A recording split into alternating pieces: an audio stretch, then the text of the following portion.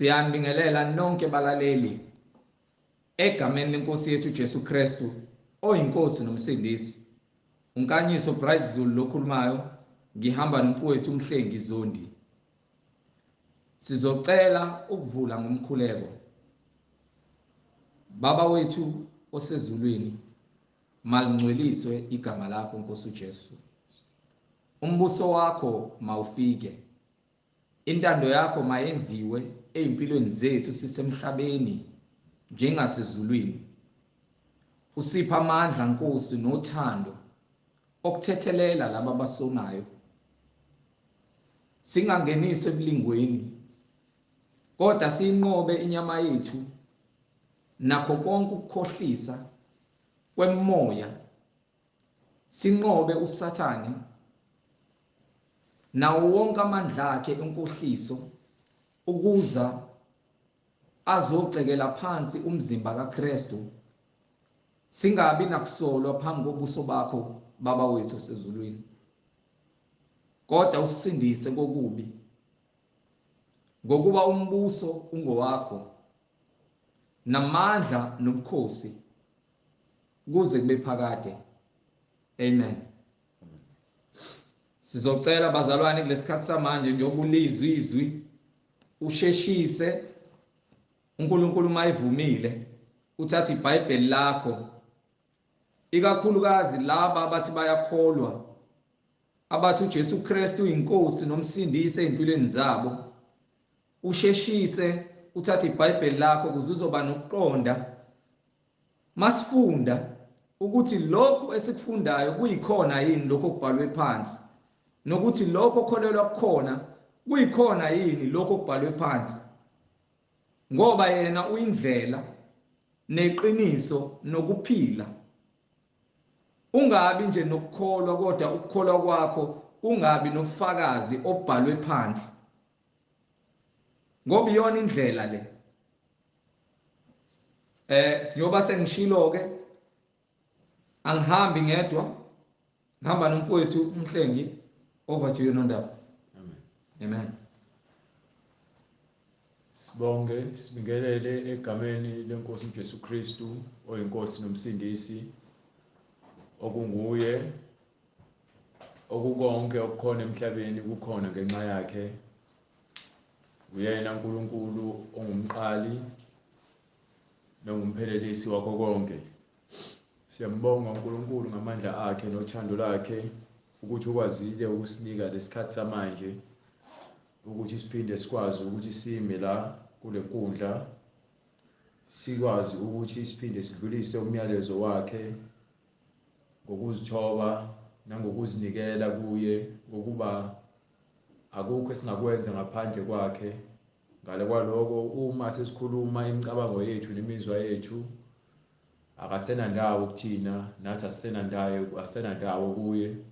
So kubalulekile ukuthi sithi uma simi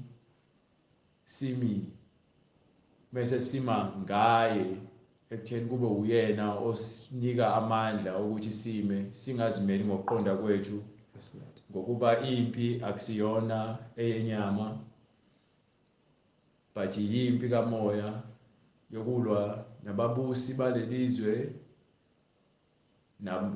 neziphathi mandla ekuyizona eziletha umoya wokudukisa ngezinto ezilahlekisa abantu ukuze bazi iqiniso. Siyambonga uNkulunkulu ngabaprofeti bakhe abanikile ubuhlakani, wabagcwalisa ngomoya ukuze bakwazi ukukhuluma izwi lakhe. Abaprofeti abangcwele abakhethiweyo abalungileyo abakwazi ukuthi balalele izwi likaNkulunkulu.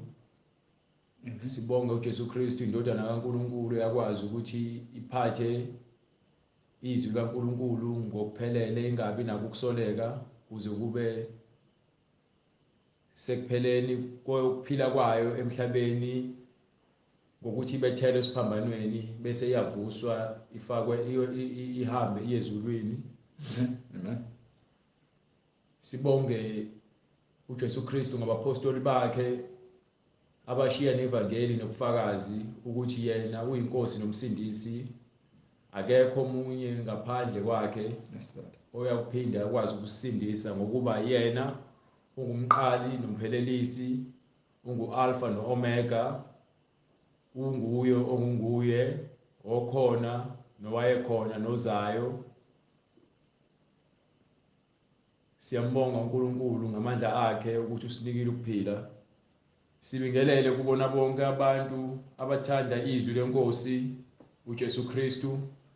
Sibingelele kubona bonke abantu abangakubi nalo ulwazi. Sithi siyabamukela kwizwi lenkosi emzimbeni kaKristu. Akukhethwa buso bamuntu ngokuba uNkulunkulu ivangeli lakhe ulinikele ukuba bonke abantu balazi iqiniso ukuze beze kuye basindiswe ezonweni zabo. Amen. Beze ekukhanyeni ngokuba uma ungahambi ngeqiniso kaNkulunkulu uhambe kumnyameni eludukile, ulahlekile, udinga uNkulunkulu ukuze wena ubuyele ekhanyeni. And ukuze wena wazana noNkulunkulu ufanele uzinikele uNkulunkulu, umfune ngenhliziyo yakho yonke. Ungamfuni nje ngokuthi ufuna inzuzo kuyena. Inzuzo yakho makube ukuthi wena ufuna isiphiwo sikaMoya Oyingcwele, uphile ngaye ngokuba yena fanele aphile kuwe. uNkulunkulu ufanele aphile kuwe. Amen. Amen. Uma esephila kuwe nawe uyobe sokwazi ukuthi uphile kuye. Ngokuba uma ethi uJesu Kristu uyangqongqoza noma ekhuluma nabapostoli bakhe ethi uyakuthumela umduduzi oyakuba nathi kwangonaphakade. Uma yena esihambile njengoba ehamba angeke sikwazi ukumlandela ngokuba asikakubi ready. So wonke umuntu ofuna ukuza kuJesu Kristu, uma usafuna ukuza kushuthi akwakubi ready. Uma usukuyena noma usuready, kodwa ke kufanele uhlezi ucwecwekile, ucwelekile, ugeza ngezwi lakhe lwesigezo okuyilona eligadayo ukuthi usathane angakwisi endleleni yakho nasokuhambeni kwakho kokukholwa kobungcwele, ngokuba iyona ndlela kuphela ekusondeza uNkulunkulu. Ayikho enye indlela ukuthi wena ube nothando lukaNkulunkulu bese uhamba ngayo yonke imiyalo yakhe uNkulunkulu akunikile yona ukuze wena uhlale kuye naye ahlale kuwe. Ngaphandle kwalokho ukuphila kwakho kuyizeleze. Uphilela ukesihogweni uma ungenayo uNkulunkulu. Uphilela ukesihogweni uma ungazange umamukele uJesu Kristu njengenkosi nomsindisi. Uphilela ukesihogweni uma ungazange ulamukele ivangeli, waphenduka, wabhaphathiswa, wamukeliswa isiphiwo sikaMoya Oyingcwele. Uphilela ukesihogweni uma wena sowuphendukile waphinde wabuyela futhi esonweni sakho. Ngokuba ke ithi incwadi, uma ke ngakha izinto bese ngizibhidlizile mina ngiyisoni. So kufanele ukuthi uma sengibhidlizile ngingabe ngisakha kuleso sisekelo noma ngalo mathuluzi ebengakhe ngawo ngisake esonweni. So yonke into ofuneke iqalwe kabusha ngokuba manje sengisidalwa esisha. So uma ethi uJesu Kristu isikhumba esidala fanele sihlale iwayini elidala, kodwa isikhumba esisha esewayini elisha. Ngokuba uma uthatha isikhumba esidala uhlanganisa nendwangu entsha, indwangu entsha iyodabuka kulesikhumba esidala, newayini elisha ngeke lihlale kwisikhumba esidala ngoba siyakudabuka. So kanjalo ke uma sowakhile kuKristu usungene usuwakhe isikhumba esisha ekumele kungene khona iwayini elisha okuyimfundiso kaKristu, okuyimfundiso yokukholwa engahambi ngemisebenzi yokuhlaba nokwenza yonke imikhuba le eyenziwayo ngabantu abayakholwa bebephambanisa ivangeli. So yonke ke into eyenzeke ngeTestament elidala yayumthetho owusifundisa ngokuzayo okusho ukuthi kwakuyisithunzi ukuze mase kufika lokhu okusha singasenza ngendlela ebesenza ngayo endala kodwa senze ngendlela entsha ngokuba uma sekufika okusha akukwazi ukusebenzelana nokudala uma ke kuzophambana funeke ke sikhululwe kuloko okudala mase sifundiswa indlela entsha kuyiyona ezosiholela ekukhanyeni ngokuba uma uhamba ethunzini awuhambe ekukhanyeni but uma sekufika ukukhanya sekuyakhanyisa yonke into so uhamba ekukhanyeni so even namanje abantu basaphikisana ngeBhayibheli baphikisana neBhayibheli baphika ngeBhayibheli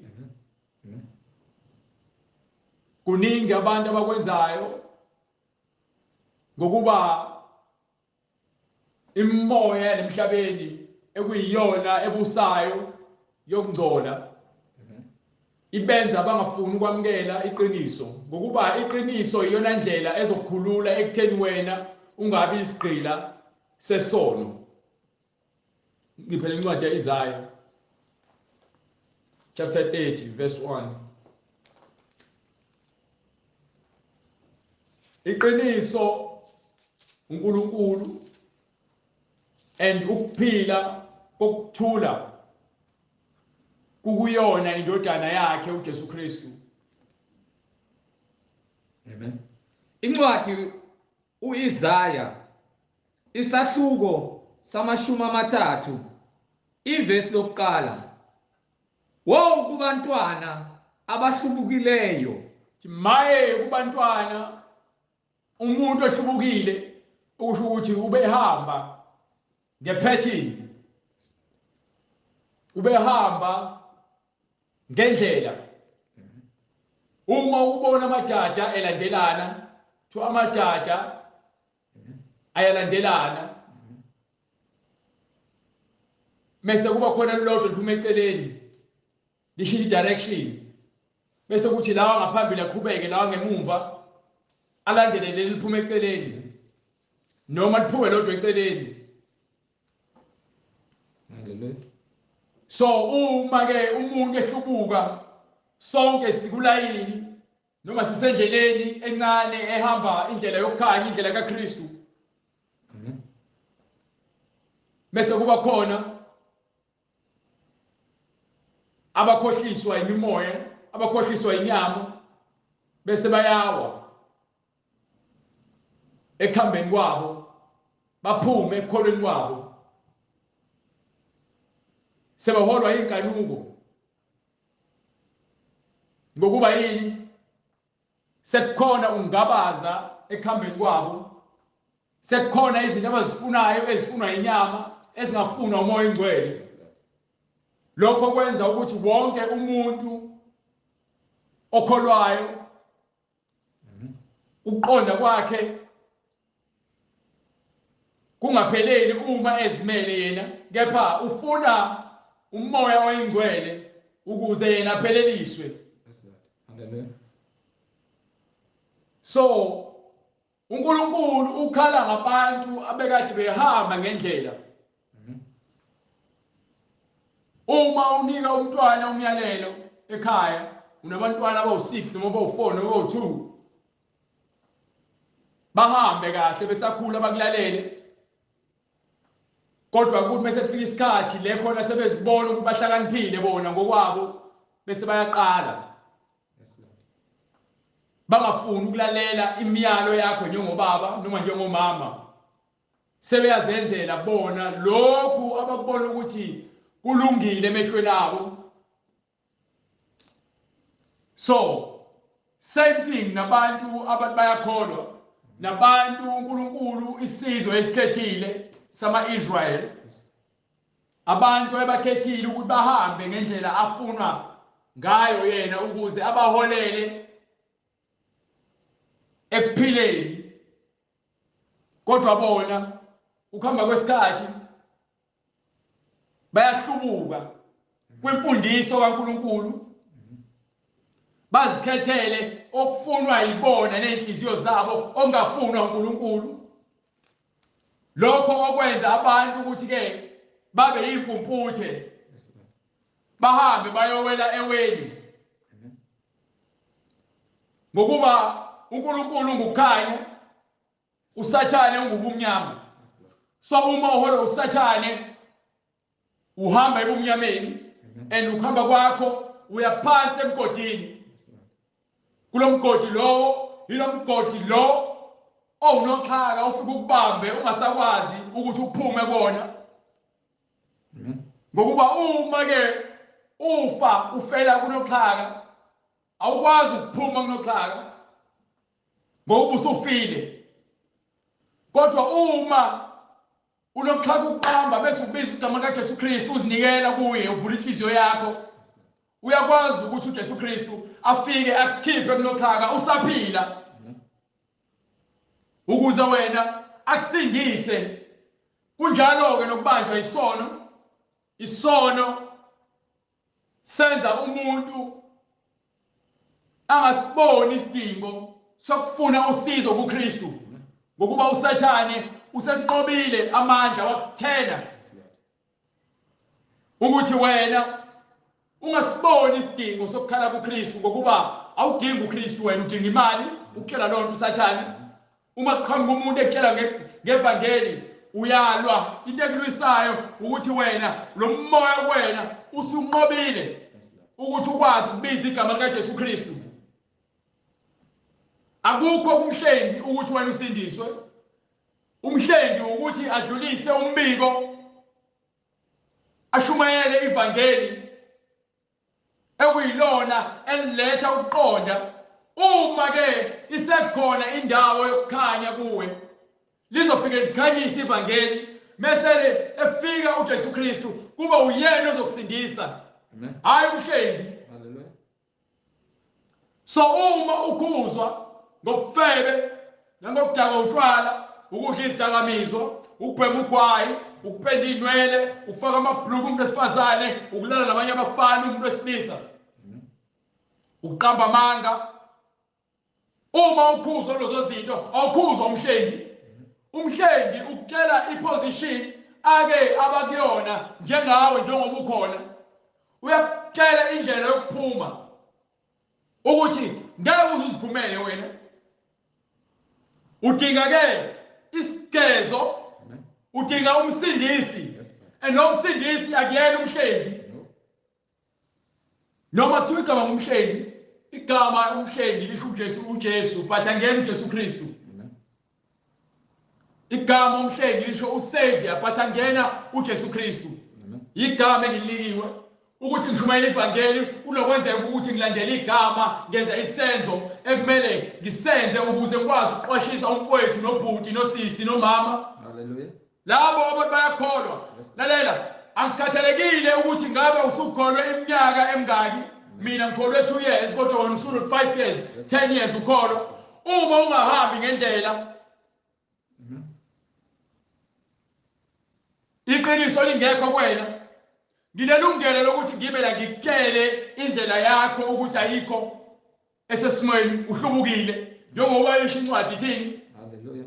Wo kubantwana abahlubukileyo, maye kubantwana abahlubukileyo, usho uJehova, usho uNkulunkulu ezindaba owenza iziluleko. Wenza uNkulunkulu wenza konke. Mase thumela abaprofeti bakhe, bese thumela abavangeli bakhe, bese thumela abapostoli bakhe, bese thumela abafundisi bakhe ukuze baqondise abantu abaphumile endleleni. Akathumela abantu ukuthi so entertainer. Le ntshumayelo le akuyona yokuthi ke sijabulisa abantu noma sigcona abantu noma sihlambalaza abantu. Wo kubantwana abahlubukileyo, usho uJehova. Le ntshumayelo le eyokuthi sisindise umphefumulo wakho, sikhulule umphefumulo wakho kunoxhaka nguSathane nemimoya yakhe emadimoni ekuyiyona ebambezela abantu ekutheni ke beze ekukhanyeni. ngokuba abafundisi benu nabavangeli benu bamanga nabaprofeti bamanga baprofetha amanga bafundisa ngezinto ezingekho eBhayibhelini benza izibonakaliso zokuthi bona babe yigwili bacebe ngezwi lenkosi abenza iziluleko kungengezami bathatha iziluleko abantu kade bayakholwa sekuyaba bathatha iziluleko ezingaqhamuki eBhayibhelini bathatha iziluleko ezingaqhamuki kuNkulunkulu yini sebehlubukile ukukhola kwabo akusaphelele sebefuna ukuvuselelwa you understand njengoba befuna ukuvuselelwa abanye babo abekuyona le ncwadi le ngifuna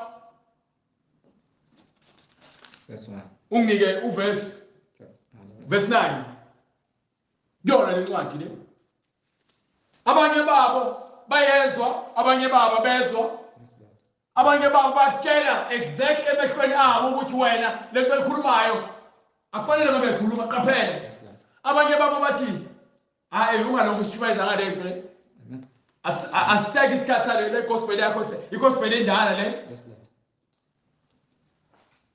yini bangabantwana abahlubukileyo sebehlubukile baphumile abantwana abaqamba amanga sebefuna ukuthi nawe ubashumayeze lento enoshukela eshunyelwa yilabafundisi bamanga unawo uqhamuke uzokhuluma amanga usho uNkulunkulu uthe ukhulume izibonakaliso ukhulume iprofeto ezingekho eqhamuka kumadimoni abantwana abangathandi ukuzwa umthetho kaJehova abafuni ukuzwa izwi likaNkulunkulu abafuni ukulandela umyalelo kaNkulunkulu bafuna ukuzenzela umathanda bafuna ukuzenzela lokho okufuna inhliziyo zabo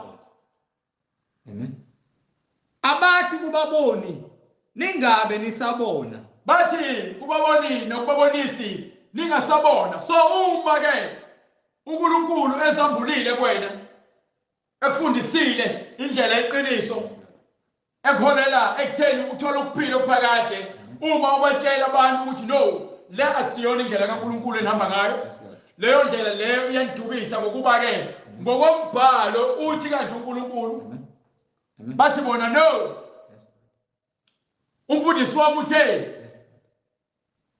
umfundisi wami ongena esikoleni uba umfundisi waba i-theologian 7 years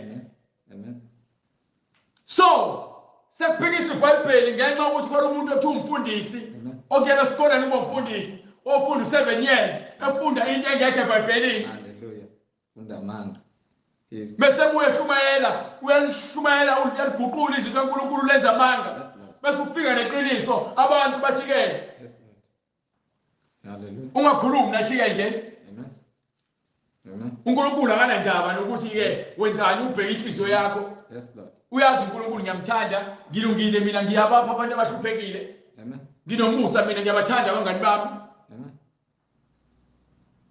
haleluya but kusho umuntu ohlelo otshwaleni udako ubhema ugwayi uphuza utshwala ulala ngaphandle komshado haleluya nakuba profeti ningasiprofetheli okuqinisileyo kepha khulumani kithina okuthophayo bathi kuba profeti ningaprofethi okuqinisileyo lingakhulumi iqiniso bathi kuba profeti bakaNkulunkulu lingakhulumi iqiniso kepha khulumani kithina okuthophayo kepha khulumani kithina ozojabulisa inhliziyo zethu niprofethe inkohliso nishumayele ini niprofethe inkohliso niprofethe inkohliso phambukani endleleni phumani endleleni nicezuke yayizolondwe kusho abantu nicezuke emkhondweni kusho abantu abayakholwa bafuna ukuzwa izwi ngendlela yabo you understand lo scripture leso sibhalansiswa incwadi kaThimothi yokuqala chapter 4 verse 1 ukuthi njengoba uIsaya washo ukuthi abantu abasafuni ukuzwa izwi likaNkulunkulu bathi kubaboni nakubabonisi siyekeli ngalento le yokukhuluma iqiniso Sitsheleni izinto ezojabulisa inhliziyo zethu. Incwadi yokuqala kuTimothi isahluko sesine ivesi lokuqala. Kepha umoya usho ngokucacileyo. Kepha umoya oyingcwele ukhuluma okucacileyo Ukuthi ngezikhathi zokugcina. Ngezikhathi zokugcina and lezo zikhathi zokugcina noma kuthiwa khona namhlanje kodwa izona ikhathi zokugcina lesi mokubuka lesizukulwane lesi isizukulwane lesi esiphila ngaphansi kwesiqalekiso. Amen. Ngezikhathi zokugcina isizukulwane lesi esigcwalisa isiprofeto. Amen. Abanye bayokuhlubuka ekukholweni. Akitsho ayizothini? Yayizothini? Itheni nale ku-Isaiah chapter 1 verse 30 chapter 1 chapter 30 verse 1. Amen. Incwadi ku-Isaiah isahluko 30 kwivesi lokuqala. Yes sir. Amen. Wo kubantwana abahlubukileyo. Maye kubantwana abanjani? Abahlubukileyo. Ithini ngale kuTimotheyu?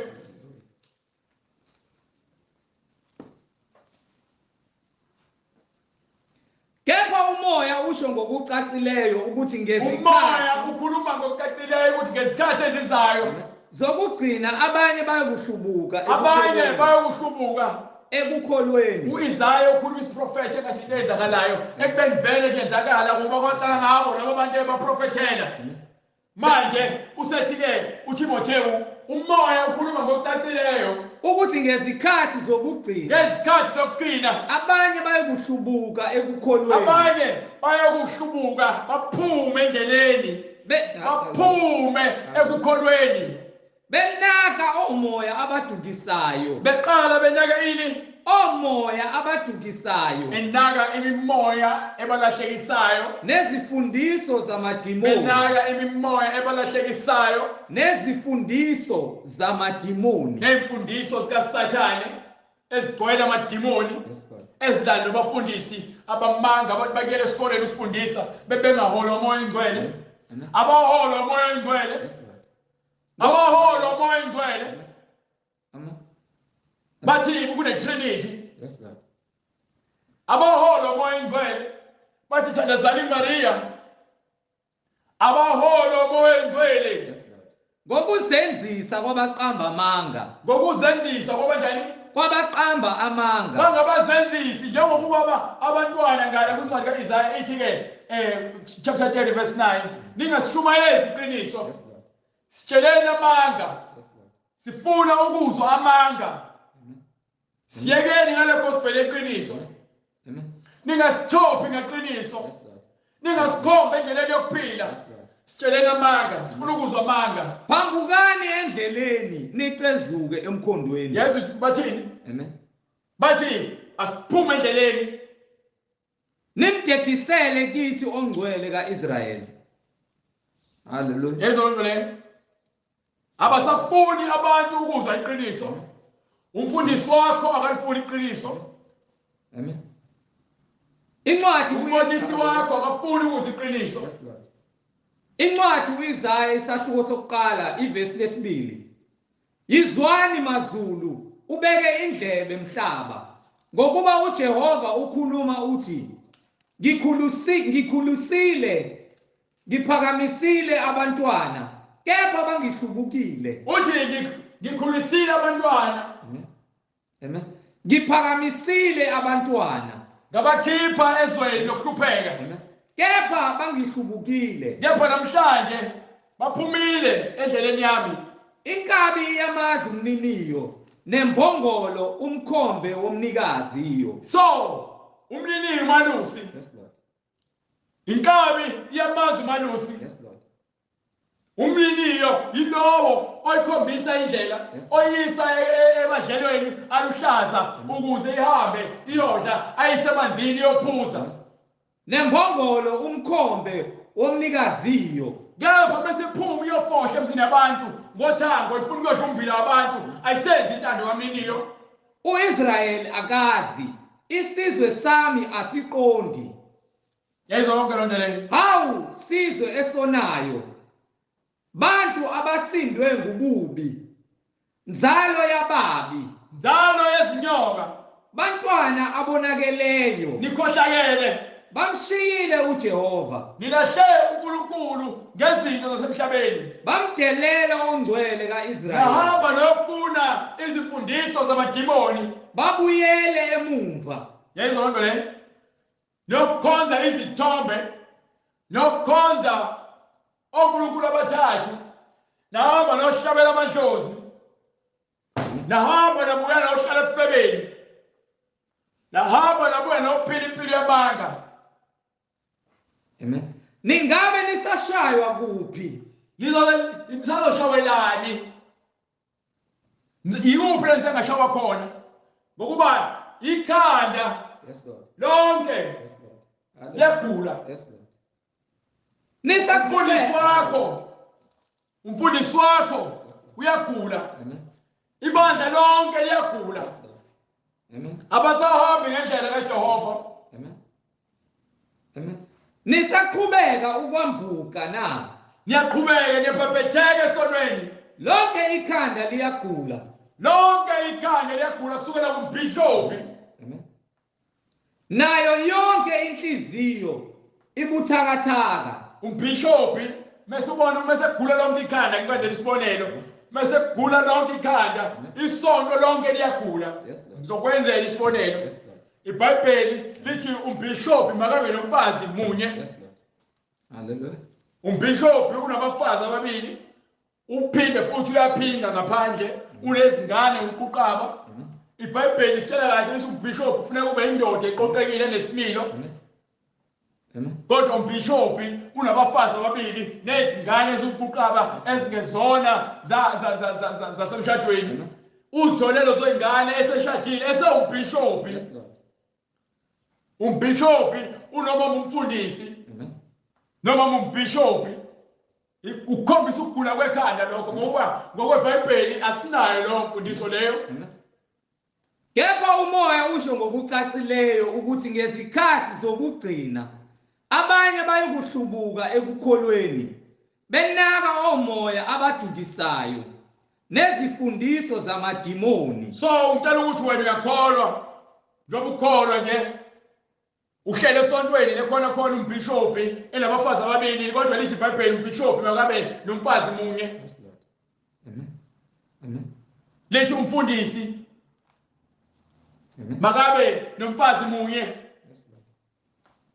Lethi umbhishophi akangaphuza utshwala kodwa nina niphuza nombhishophi wenu. Lithi ingane zikambhishophi kufanele zihloniphe kodwa lo mbhishophi wenu unengane eziyitabane. Ingane ezingezwa ziphinde zohlala khona lesontweni ingane zikambhishophi asifuna ukugqoka sigqoka igqebhezana esontweni. Khombisa ngona ukuthi ikhanda lonke liyagula, ibandla lonke lingaphansi kwesifo. Yini nihlubukile anisalandeli umoya ingcwele sanifuna nina umoya ingcwele unilandele.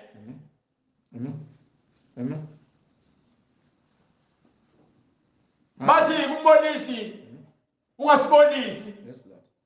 Kusho abakholwa awasasho ngomlomo asanikela nje ngemali enkulu azibonele ukuthi asiseke isidingo sokushumayela ngesono. Angiqhubeke ngishumayele ngegospel yokuphumelela ukuthi abantu bazobusiswa ngenye imali nangemsebenzi nangabafazi abaningi. Sekuyiyona into eshunyelwe emasontweni leyo. Or 10 steps to success. Incwadi ngokukaMathewu isahluko 24 verse 23. Khona uma umuntu ethi kimi bhekani nangu Kristu noma nangu ya ningakholwa. Hallelujah. Ikhanda liyagula. Lonke isonto lifile.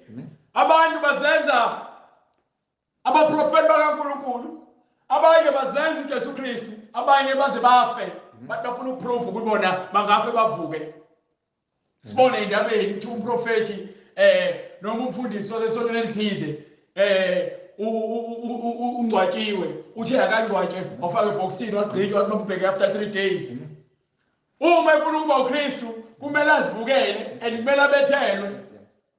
So lokwenza kweli izibonakaliso zamanga uNkulunkulu elikhombisa ukuthi nina nabaprofeti bamanga benaka omoya abadukisayo bese ufela khona zamadimoni. ufele khona emgodini ubhathe emgodini ubaba unoxhaka kaSathane ngoba yini ulandele imfundiso yamadimoni edukisayo. Amadimoni akutshela ukuthi nawe ungazenza uKristu enza isibonakaliso le amadimoni akukhohlisa Ngokuzenzisa kwabaqamba amanga abashiswe uphawu kunembeza wabo. abafundisi abaningi nibabonayo kwa TV imosi yabo benza izibonakaliso zamanga omphushiri anginandaba lokho kuthi umuntu uzama ukungisuwa ngeke ngize ngimnike ngisho isent oshembe ngeke ngikunike ngisho isent ungisenkantolo ngoba uyazazi ukuthi umfundisi wamanga ufuna ukugqiba ihlazo lakho ngokuthi lokhu ngifake enkantolo noma ngabe kuthiwa uyisitabane ngeke ngize ngikunike isent ngeke ngikuqala uSathane ngamane ngihlale ngibone lejele engikuthandayo ngisihluphe kusenkosi. Anginayo imali engayinika abantu abakhohlakele abakhonza uSathane abaholwa imimoya yokudukiswa. Ngiyohlala ejele ngiqhubeke ngifaste ngithandaze ngicela uNkulunkulu ukuthi alonde umphefumulo wami ngokuba uthi yena impindiselo ngeyakhe. Hallelujah. Angeke ngikwazi ukulwa izimpi zasemhlabeni zabantu abangasile abaholwa imimoya yokudukiswa. Do you understand? Yes, Lord. Amen. Angeke ngikwazi ukuthi ke ngiguqele uSathane. Abaprofessional babonayo kuma TV nalabafundisi labo abamavangelisti lapha kuma TV bonke benza izibonakaliso zamanga. Yes, Lord. Bafuna nina nisende imali nicela isibusiso kubona. Nicela isibusiso kubona. Hallelujah. Isibusiso zamanga. Abanye bathi ke beka isandla sakhe ephepheni usidwebe usike iphepha kube isandla sakho bese uyasenda kubona bazokubusisela sona. Abanye bathi send isithombe sakho usifake ku-envelope ufake nemali phakathi noma usende imali ebank. Bathatha imali ebank ithombe lezi elisendayo nezandla lezi ezamaprint elizithendile bakuma envelope bathathe basifake emgqomeni. Incwadi yesibili kuTimotheyu isahluko sesithathu kwivesi lokuqala. Kepha yazi lokhu ukuthi ezinsukwini zokugcina kuza kuvela izikhathi ezinzima ngokuba abantu bazakuba ngabazithandayo nabathanda imali nabazigabisayo nabazindlayo nabahlambalazayo nabangalaleli abazali nabangabongi nabahlazisayo nabangenalo uthando nabahlebi nabangazithibi nabangenabubele nabangenathandi okuhle nabangathandi okuhle nabakhapheli nabamawala nabakhukhumele nabathanda injabulo kunokuthanda uNkulunkulu.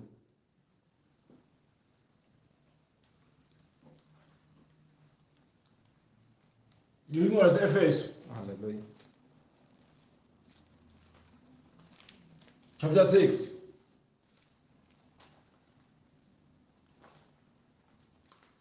Incwadi kwabase-Efesu isahluko sesithupha From verse 11.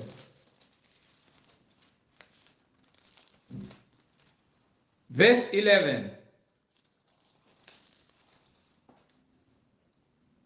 Elokugcina qinani enkosini nasemandleni ayo amakhulu. Phezu kwakho konke kulabo abasahlele enkosini nalabo abafuna ukubuyela enkosini nalabo abacathulayo enkosini ababekezele fanele uhlale enkosini ubekezele Amen. kuze kube segcineni ungadikibali ungakhathali ungakhathazeki uma ukhathazeka kumele unikele imkhuleko yakho kuNkulunkulu Amen. kube uNkulunkulu ozokunika ukuthula ukhumbule ukuthi uma uza kuNkulunkulu awuzi ngokuhlakanipha kwakho. Amen. Uyakhumula yonke into ekhona engqondweni yakho uzinikele uNkulunkulu kube uyena ozokugcwalisa. So uma uNkulunkulu esegcwalisa ukugcwalisa ngokuhlakanipha kwakhe nangokuqonda kwakhe, wena ufana neglass noma nenkomishi noma nevessel eli-empty ekufanele ligcwaliswe umoya wengcwele. Yes, Lord. So uma kule glass yakho noma kule vessel lakho sekukhona imfundiso yamanga noma umoya wenkani, kufanele ukuthandazele ukuthi ke uNkulunkulu awukline lo moya ngaphakathi eglassini noma enkomishini noma kwivessel kusale ku-empty. Amen. Ukuze umoya oyingcwele ungene kungeze kuba khona obuyaluyalo ngokuba uNkulunkulu akayena uNkulunkulu obuyaluyalo. Yes, Lord. Ufuna ke lezo hlala khona kube clean kuhlanzeke. Amen. Ngokuba noma kumnyama uNkulunkulu letha ukukhanya lehlele khona kube khona ukukhanya ngoba uNkulunkulu wakhile ubumnyama nokukhanya. Kodwa ke uma kukhona ukungcola kumele wena wamukele izwi kube yilona lizoklina konke ukungcola. Yes, Lord. Ngokuba olungileyo uphila ngokukholwa. So uma ke uphila ngokukholwa ishi incwadi yamaRoma chapter 10 verse 17 ukukholwa kuqhamuka ngezwi and ukuzwa izwi likaNkulunkulu. Akufanele ulizwe kanye ngenyanga, akufanele ulizwe kanye ngesonto. Amen. Fanele uphile ngalo mihla yonke yokuphila kwakho izwi likaNkulunkulu. Yes, Lord. Incwadi kwamaRoma isahluko 10 verse 17. Ngalokho ke ukukholwa kuvela ngokuzwa. Ukuzwa kuvela ngezwi likaKristu. So uze wena uphile kuKristu. Yes, Lord. Uphila ngezwi lakhe. Aze athi uMpostoli Paul kwincwadi yase-Efesu chapter 5 verse 14. Hallelujah. Incwadi kwabase-Efesi isahluko sesihlanu verse 14. Ngalokho uthi phaphama wena So manje oleleyo. uma uza izwi liyakuvuselela uma ukuthi wena ubusuwile. Yes, Lord. Uma ulele liyakuvusa. Amen. Uma wena uvela uhleli ekukholweni uhamba ngokukholwa liyakugada Yes, Lord. libe isibani enyaweni zakho. Usho njalo Amen.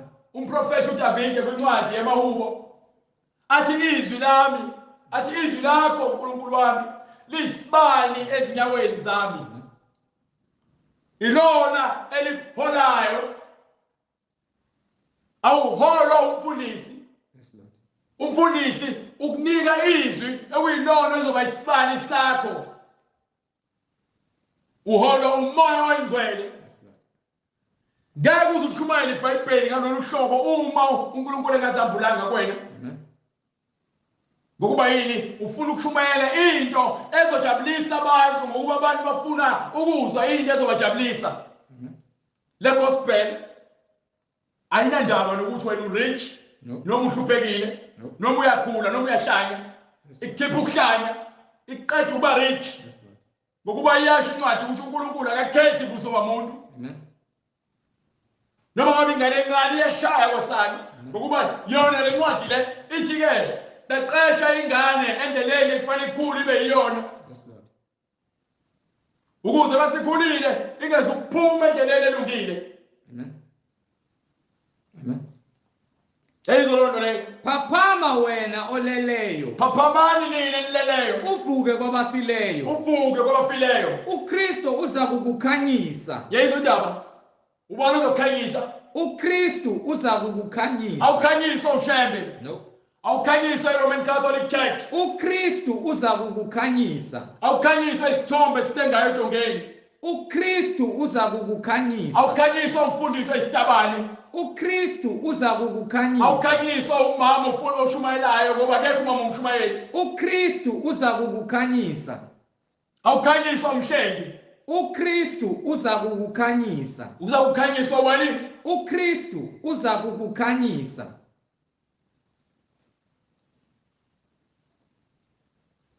Besithi Ngakho-ke bhekisisani ukuba nihamba kanjani. qaphelisisa ukuhamba kwakho ukuthi wena ngabe uhamba kanjani na.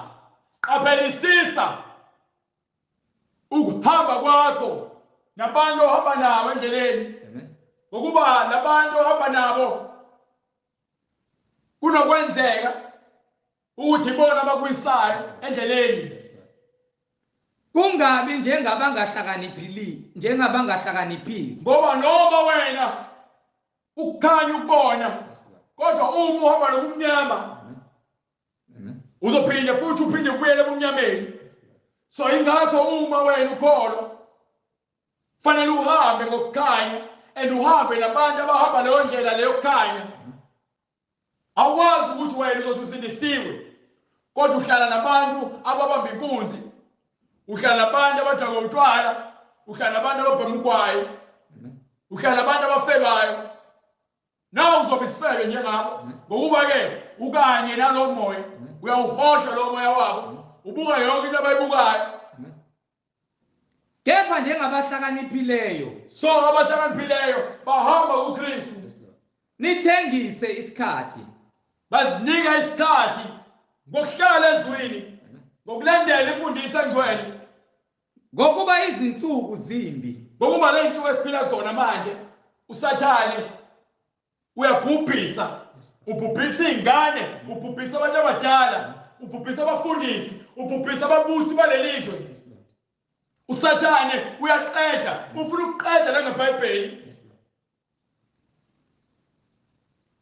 So isona sikhathi manje lesi sokuthi uma wena ukholwa ulazi iqiniso, hlala eqinisweni ngokuba uthi uJesu Kristu uma ngibuya ungekho kwiposition maye kuwe ngokuba ngiyofika njengesela. Yes, Lord. Uma efika wena usaphumile usayodlala amasidhozi maye kuwe ngokuba uyozisola kungasekho ukuthi ke uphindele emumva. Yes, Lord. Ngokuba ushiyile uthando lakho lokuqala. Uthando lakho lokuqala uKristu. Ingane yakho mayikhona kufuneka uzifundise ingane zakho ngoNkulunkulu. Amen. Ngaphandle bongasikhathalela ingane zakho ke uthi ke lungile noma zingafa zesihogweni ngoba nami ngizwana ngesihogweni.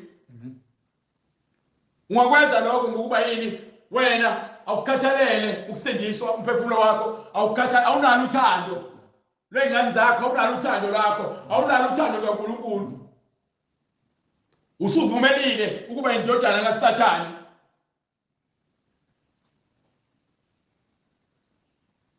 Ngakho-ke ningabi yiziwula, kodwa qondani okuyintando yenkosi. Ungabi isilima. Ungahambi ngey'lima ukuze ugweme ube isilima, phuma kuzo iziwula. Uma isonto lakho libona ukuthi-ke alinanzuzo, phuma lapho. Ngokuba uhamba nezilima. Ikhanda lonke liyagula. Kusukela kumbhishophu kuze kuzophuma ezathi kumzalwane. Ibandla lesono. Amen. Ingakho incwadi ngifuna incwadi yase-Efesu chapter 6. from verse 11. Ngokuba funeka uqonde ukuthi ke lempi yakho akuyona ukuthi wena lo mfundisi wakho, umfundisi wakho uma nemoya isimnqobile, hlaba ngejubane, phuma ufune ibandla leqiniso. Uma sowulazi iBhayibheli, zigade ngale iBhayibheli, ufundise izingane zakho, ufundise abaseduzane kwakho abafunayo ukwazi iqiniso. Ukuze usindise abantu, ngokuba iBhayibheli elokusindisa imphefumulo yethu, angilana lokwenza inzuzo udayise ngalo. Kwabase-Efesu isahluko iBhayibheli angilona lokuthi wena uhlala esontweni ngoba umfundisi wakho uyamazi nakhula naye. Esihogweni akusetshenzwa kanjalo. Uma uNkulunkulu esahlulela akasebenzi ukuthi wena ke nakhula nobabili ngiyaku-understand ukuthi wena ubungithande kodwa manje ubuzama ukujabulisa umakhelwane wakho. No. Nonke nje ecibini lomlilo. Uphinde uhlele ecibini lomlilo ugwetshela ukuthi awufunanga ngithatha ulazi iqiniso, wangafuni ukuhamba eqinisweni. Mase uthi lo obehamba eqinisweni wabaleka eqinisweni ahlele izono zakhe. Ngibe incwadi kwabase-Efesu isahluko 6 verse 10 elokugcina qinani enkosini nasemandleni ayo amakhulu. Izwi lokugcina lithi qinani enkosini nasemandleni ayo amakhulu. qinani enkosini nasemandleni ayo amakhulu. Hlomani izikhali zonke zikaNkulunkulu. Fanele nihlome izikhali zonke zikaNkulunkulu ukuze uma ke umlingi mesefika akufice wena uvikelekile, ukuze nibe namandla okumelana namaqhinga kaSathane. uSathane usebenzisa amacebo wakhe, amaqhinga namacebo ukuthi ahlukanise ibandla likaNkulunkulu phakathi. uSathane uthunyeliwe wathumela amadimoni akhe ukuthi ke azoqeda ngebandla labangcwele. uSathane akayifuni into nomngcwele. Yingakho letha ubuyaluyalo kubantu, kanti wenziwa yini amadoda lana newodwa? Uba uNkulunkulu ungcwele uthi wadala umuntu wesilisa nomuntu wesifazane. So uma amadoda amabili esalana nawodwa, ngabe kusayintando kaNkulunkulu yini leyo? Ngibuza wena ke mfundisi, ngoba wena uthawuna inkinga nokuthi amadoda lana newodwa. Ngibuza wena baba uthi uyakholwa, uthi usindisiwe nawe mama, nawe sitabani uthi usindisiwe. Ngiyanibuza, uma uNkulunkulu esewadala umuntu wesilisa nomuntu wesifazane, kukuphi le khonathi uNkulunkulu wadala umuntu phana nendawo ongaqondakali? Ngokuba iyasho incwadi ukuthi bezitshela umuntu ehlakaniphile baphenduka izilima, uNkulunkulu wabanikela ekungcoleni nasekonakaleni kwabo ukuthi abantu besifazane bakhanukele abanye besifazane, abantu besilisa bakhanukele abantu besilisa, benze izinto ezingafuni ukukhulunywa. Bangcolile. So manje ithi incwadi uverse 11, Hlomani izikhali zonke zikaNkulunkulu. zonke izikhali zikaNkulunkulu fanele uhlome ngazo Ukuze nibe namandla okumelana namaqhinga kaSathane. ukuze amandla akho abe maningi, khona uzokwazi ukuthi ke umelane namaqhinga kaSathane. Ngokuba uSathane uzofika azosebenzisa iboss yakhe emsebenzini ukuthi kunike iposition, kodwa wena kunento okumele uyenze ephambene nokukholwa kwakho. Uzokhethani ukuthi ukhushulele imali noma uzohlala eqinisweni? Amen. Uzokwenza njani? Umuntu wesifazane thiwa naku uzoqashwa, kodwa ke futhi siqale silale nawe eqala ngizoqasha uzokuba yiCEO, kodwa kufanele ngiqale ngilale nawe. Uzokwenza njani? Ukholwa? Ibhoza yakho ithi ungasagqoka izikete ezinde, ufuna ugqoka amabhluwe, ngizokukhuphula imali ngokuba ngifuna ujabulise ama-client ami. Uzokwenza njani? Hallelujah. Uzokhumula isiketi isifake sibe sifishane, ugqoka amabhluwe ngenxa yemali, ulahlekele ukukholwa kwakho ngokuba amaqhinga kaSathane aseyakunqoba. ngokuba sibambene nagazi nenyama. Lempi le angithi manje bekwisa. Ngalo hlobo abakwisa ngalo, abakwisi enyameni kuphela. Ukukholwa kwakho ukholwa umoya. Ngokuba asibambene negazi nenyama. uJesu Kristu, uNkulunkulu ungumoya. Labo bakholwa kuye, bakholwa ngokomoya nangokweqiniso. So uma wena uvumela izinto zenyama zithathe indawo zikunqome. Hallelujah. Ngenxa yemali, basopa. Nami ufuna ngibhasope. Kakhulu ufuna ngibhasope kakhulu nami. Kodwa sibambene nemibuso. Ngokuba lempi le yipi kamoya. Usathane uyazi ukuthi wena uyakholwa. Usathane uyazi ukuthi wena uyamthanda uNkulunkulu. Usathane uyazi ukuthi impilo yakho inikele kuKristu. Amen. Ukwazi ngokukamoya. So, uma ekwazi lokho, ubona indlela ohamba ngayo. Ingakho eletha amacebo amaningi namaqhinga amaningi ukuze wena akuyise. Uzazame ngisho ukuthi aqedele umsebenzi. Akhiphe kuyo yonke into engakwenza ukuthi wena ungenelwe imali. Ngokuba ufuna ke uthuka uNkulunkulu bese ke athola ukusizakala. Ngokuba usungenza noma ngabe yini ukuze uthole imali. Ulahlekelwe ukuphila kwakho nokukhola kwakho ngenxa yemali. Ubone nabaprofeti bamanga behlekisa ngabantu abasindisiwe abangcwele bethi bayahlupheka, ingakho behlupheka. Kuyokusiza ngani ukuthi ugeyine noma uthole izwe lonke izinkumbi zabantu njengabalandeli kodwa ulahlekelwe ukuphila kwakho kuphakade? Kuyokusiza ngani ukuthi ube nayo yonke le mali le kodwa bese ufa uyishiye ulahlekelwe ukuphila kwakho kuphakade? Ngiyabuza. Kuyokusiza ngani ukuthi ukhuluma amanga kodwa bekholele esihogweni ulahlekelwe ukuphila kwakho kuphakade? Incwadi Ngokuba asibambene negazi nenyama. Uma uhlele kuKristu, kumnyama kubomvu, kumhlophe kuyelo, noma ngabe kuthiwa kunjani, uyabambelela ezwini, uhlale kumthandazo, ubophe ibhande, unxuse kuNkulunkulu ukuthi mayenzeke intando yakhe empilweni yakho. Ngokuba uma evumile ukuthi uSathane athathe yonke le madlana ethunayo, uyakuthesta ukukholwa kwakho ngoba uhlile incwadi ukuthi ke siza kuthestwa. Sihlolwe njengegolide. Uma uphasa lamathethi lawa lemhlabeni, wena umbuso wezulu wakho. Kodwa uma uhluleka, hallelujah, hallelujah, hallelujah, hallelujah. Uma hallelujah, hallelujah, glory to God. Uma uhluleka, awufanele umbuso wezulu. Ingakho ke sibhekene nempi, silwe nemoya, asilwe nenyama. Yes, Lord. Amen. Amen. Asilwe nenyama. Kodwa sibambene nemibuso. Sibambene nemibuso. Namandla. Nababusi bezwe. Nababusi bani? Bezwe lobumnyama. Ababusi bezwe lobumnyama. Ababusi amadimoni. Nabawomoya bobubi. Osathane. Usathane amadimoni. Yes, Lord. uBelzebub. Ngakho hlomani izikhali zonke zikaNkulunkulu. So manje ke kumele uhlome.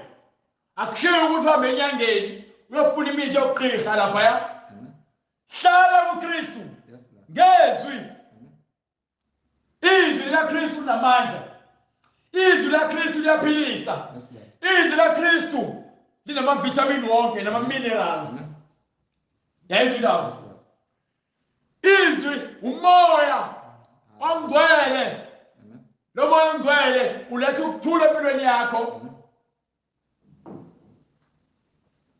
Ngakho izwi alifuni umsindo. Ukuthi ngamemeza ngezwi. Ngifuna ukuqonda. Angibanga umsindo ukuxabana nabantu. Ngilone moya.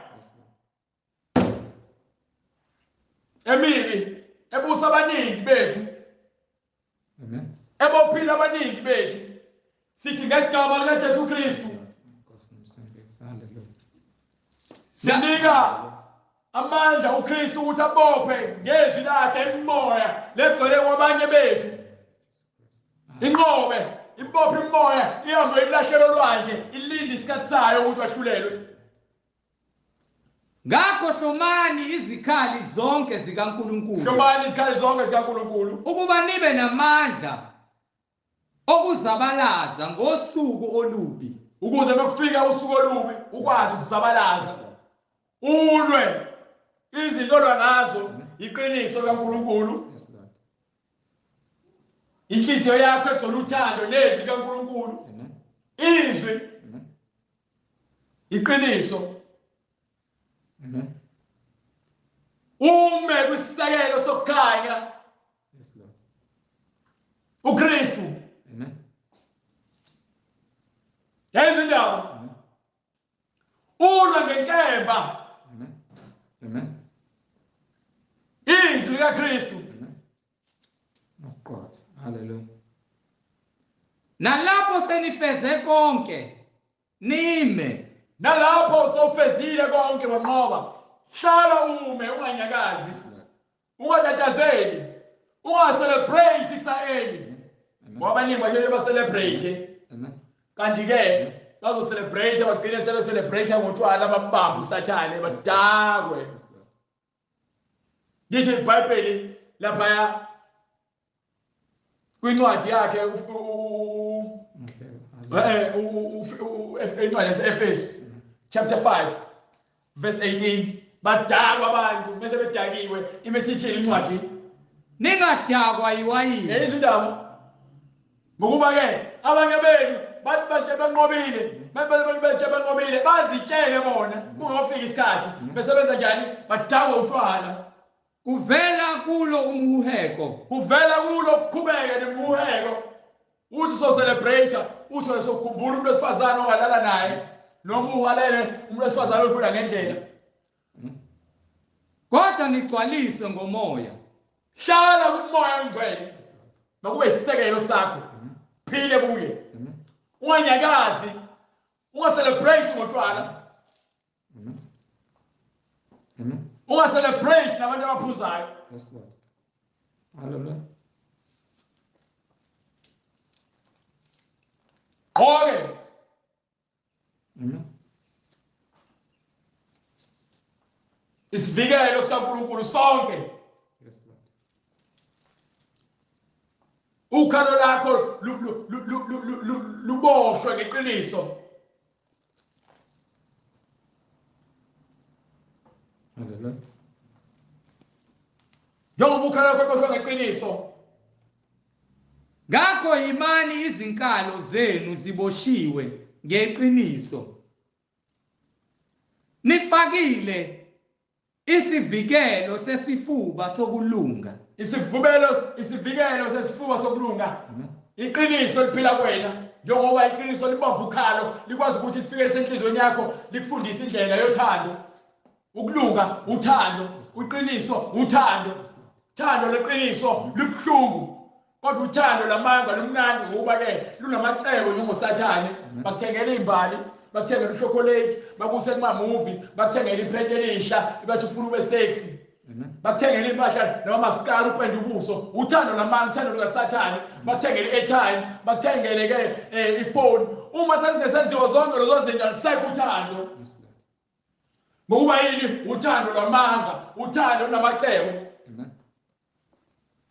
kodwa uthando leqiniso luhlala ngisho ebuzimeni. Yes, Lord. Awufune imali yomuntu Amen. umthanda umuntu ngothando likaNkulunkulu. Yes, Lord. Awumthandeli imali awumthandeli ukuthi unani. Amen. Umthanda ngothando lumsulwa Yes, Lord. lweqiniso. Thando alisekho uthando lweqiniso. Amen. Alukho uthando lweqiniso kubantu. Hallelujah. Alisekho. Ngoba bambalwa abantu abanothando lweqiniso. Amen. Uthando lweqiniso. Amen. Uthando lweqiniso alisekho. Amen.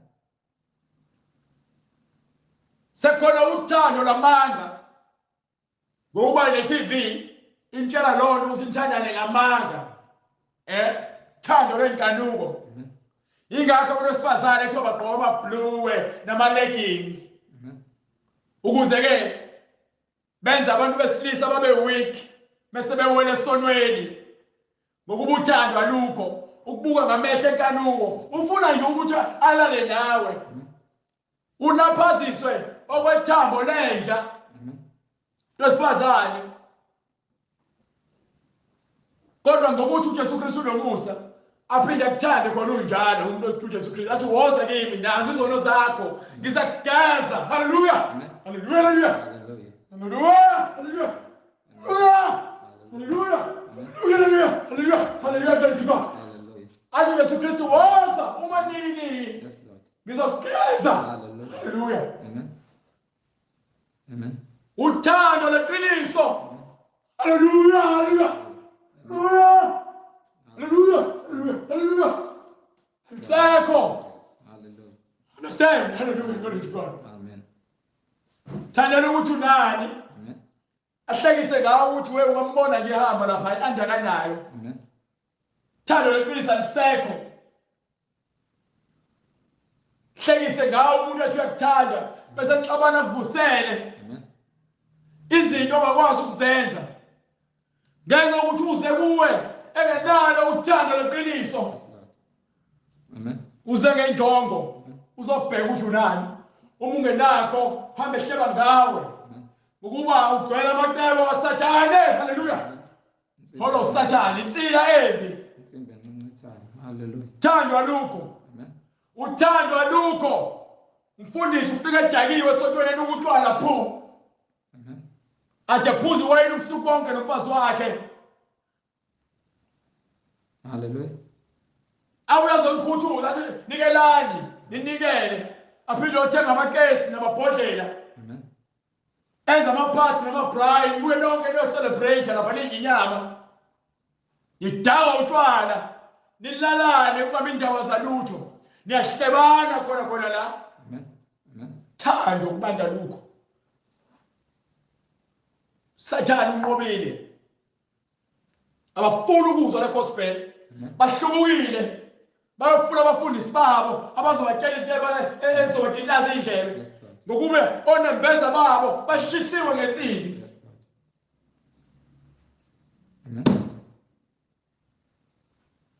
izinyawo zigqokisiwe ukulungela kukho ukushumayela ivangeli yazi indaba lokuthula umile unyawo zakho zigqokise ukukhanya zimile kwisisekelo sikaKristu sokuthi wena uzolwa noma ngabe kuthiwa kunjani ngizohlala noma ngabe yini engeyona yokukhanya ngenkemba ngibulala ngezwi yonke into ngihlaba ngezwi angifune isibhamu sakho angifune emmese wakho ngiphethe izwi phela izwi ilona izwi elobuyisa izwe izwi elobuyisela kuKristu kukho konke nithathe isihlangu sokukholwa kukho konke nithatha ini isihlangu sokukholwa isihlangu sokukholwa eniyakuba namandla okucima ngaso konke okucima ngaso yonke imicibilisholo evuthayo yobubi sathane ubhizi ekuthumula ngemicibilisholo yonke inhlobo yosithi kunamacebo sebenzisa yonke into ekhona emhlabeni angayikwazi ukuyenza ukuze akhiphe umuntu uNkulunkulu ukuze akhiphe umuntu okholwayo endleleni sathane sebenzisa wonke amacebo ngeke usithi usebenzisa uma wakho usebenzisa ugogo wakho usebenzisa umalume wakho usebenzisa umkhulu wakho usebenzisa ubhuti wakho nosisi wakho nentombi yakho lenifeba nayo umngakho uyasebenzisa ugogo wakho uyathakatha umalume wakho uyisidaba udlwengulile ufuna wena ukudlwengula futhi kwawena ubaba wakho uyisitabani ukuzela useyisitabani sekumele uvume ukuthi ubaba wakho uyisitabani uzombiza ngomama yayizona ukuthi usathane ukhohlekela kangakanani uma wakho naye ngapha uyaphinga ufuna ubize indoda engeyona ubaba wakho ngobaba bafuna nivumele usathane niguqa ngamajolo ukuthi usathane wenibusa usisi wakho ngapha ugqoka amabhlukwe naye Amen. ulala namanye amantombazane ufaka amacici kusukela ekhanda kuyophuma enyaweni nawe nabo bayakhipha ekholweni bashambane ebaklabhini Yes, Lord. nisweke faka amajini amancane doba amathathu wonke umzimba nenze ama-hairstyle angasile Amen. Namukele futhi isigqoko sensindiso. kufanele ugqoke isigqoko sensindiso ubuhlakani kaNkulunkulu ingakho ngithe uma uza kuNkulunkulu ukhipha yonke imikhuba yakho uyilahle eceleni ube empty bese u-empty uNkulunkulu efika wena uzokugcwalisa umoya oyingcwele ufuna ukugcwalise ingakho kuthiwa zisole uphenduke bese uyabhabhathiswa ugeze izono zakho bese uyalinda ukugcwaliswa ngesipho sikamoya oyingcwele ngesikhathi izwi likugeza likushape ukuze ube yilento uNkulunkulu ayifunayo. Yes, Lord. Akukhathali ukuthi ngabe usubulela abantu abangakanani. Haleluya. Akukhathali ukuthi ngabe wena usulale nabantu abangaki. Amen. Akukhathali ukuthi ngabe usurobhela imoto engaki. Yes, Lord. Uma sekufuna uKristu Amen. ukufuna umsulwa kufuneka uze kuyena azokugeza ngezwi. Amen. Ithini? Nenkemba kamoya eyizwi likaNkulunkulu. Izwi lelo khuluma ngayo yona nkemba lesidawula ngayo. Nkemba ebukhali enhlangothi zonke. Yes, Lord. Ixwejile isika ngapha nangapha iphinde ihlabe inyama lophuma ethambweni ihlaba nomkakhe ehlukanisa inyama nomphefumulo. Amen. Namukele futhi isigqoko sensindiso nenkemba kamoya eyizwi likaNkulunkulu. Yeyindaba Ngokukhuleka konke kufuneke uhlale emkhulekweni ayikho enye into edlula umkhuleko nokunxusa.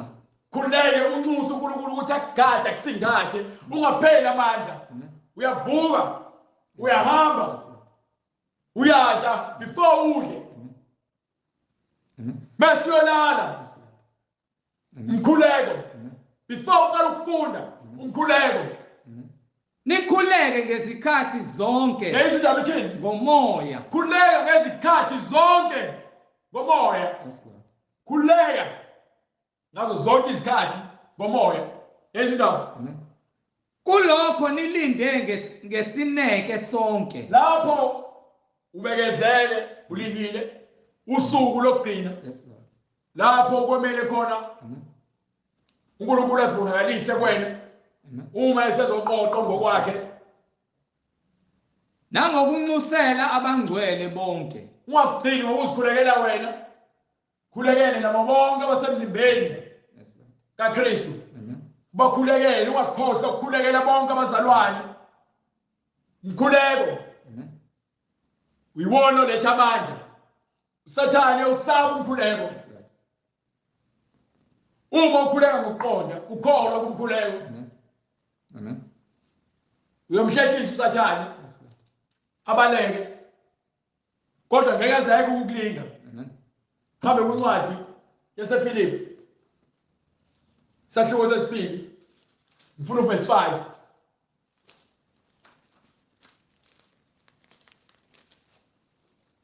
Incwadi kwabaseFilipi isahluko sesibili verse 5. yes sir Mawubekini lo mqondo owukhona nakuKristu Jesu. lo mqondo lo okuKristu mawube kithi Amen.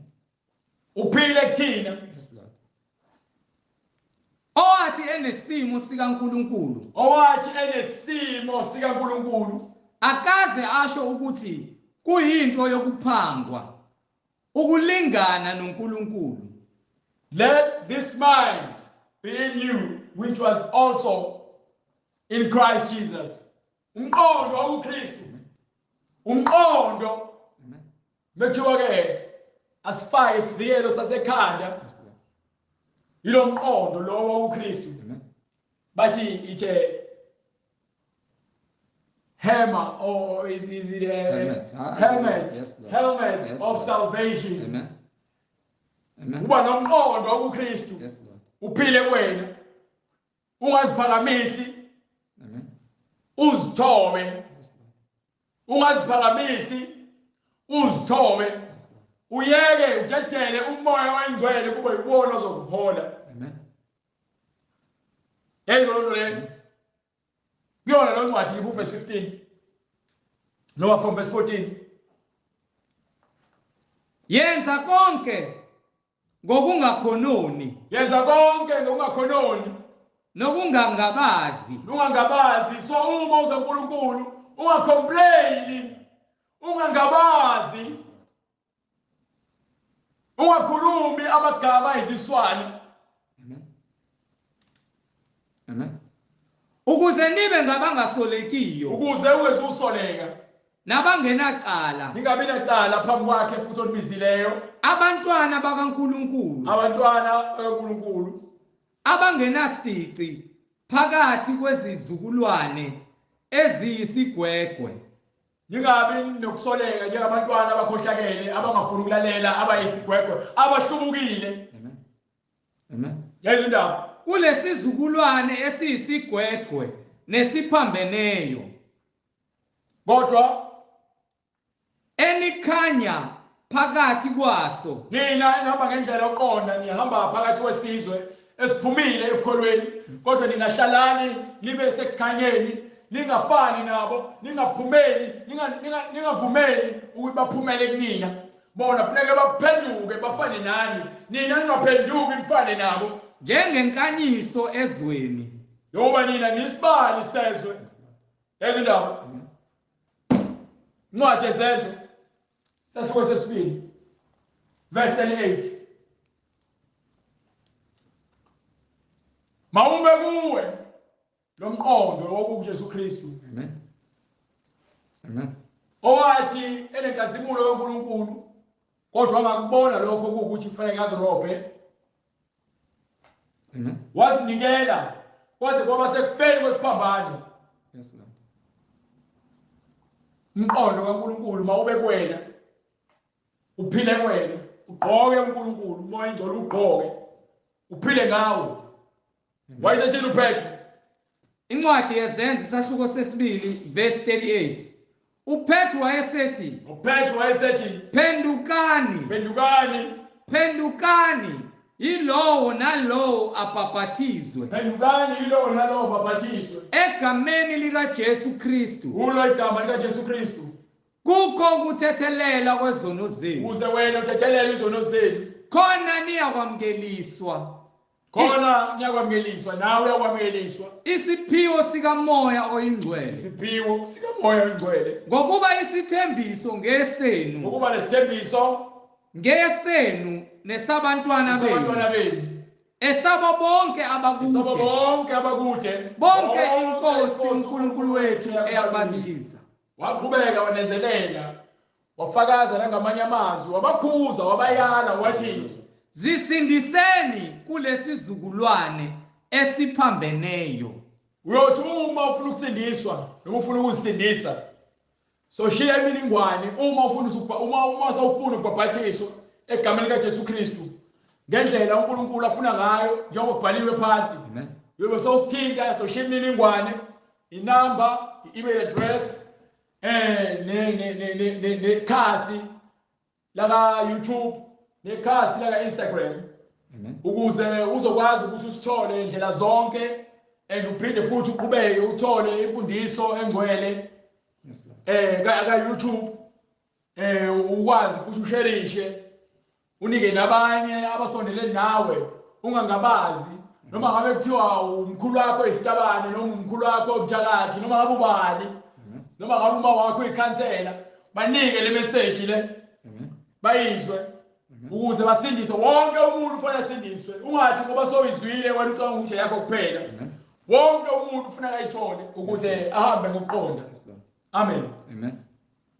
Baba, egameni lenkosi yethu Jesu Kristu, uNkulunkulu onamandla, wena owadala izulu nomhlaba, izwi lakho Nkosi liyinkemba ecije ngaphezulu kwenkemba ecije inhlangothi zombili, ehlaba yahlukanise umzimba, umphefumulo, nomkantja namalunga wonke umzimba, alifeze umsebenzi oluthumile kuba luwenze empilweni zethu Nkosi. Kube yiloyo naloyo oluzwayo izwi alamukele ngentokozo, umgcine kulo umoya ongcwele, aze aphenduke angene emanzini abhabhadiswe egameni likaJesu Kristu oyinkosi empilweni zethu nomsindisi. Ngokubizi lakho Baba lithembekile, alibagcine libalonde bonke laba abathatha isinqumo njengamanje sokuphenduka nokuthi bayawufuna umbuso wezulu, bayafuna ukutholakala embusweni wezulu, bayimisela ukuthi babe ngamadodana namadodakazi ombuso wezulu. Siyakubonga Moya Ngcwele, sithi njengamanje besazozwa abantu bakho, lokho abakuzwayo Nkosi, balonde ubagcine kuba isitha la sifika khona, amaqhingaso Nkosi aboshwe siyawabopha Nkosi emhlabeni empilweni zethu, siyawabopha nakule ntshumayelo ukuthi awanamandla awanasabelo, siyawaphosa lawo mandla olwandle. Sithi izwi lakho Nkosi alihambe njengoba ulithumile, lifeze umsebenzi njengokuthanda kwakho Nkosi uJesu, egameni lenkosi yethu uJesu Kristu manje kuze kube phakade. Amen.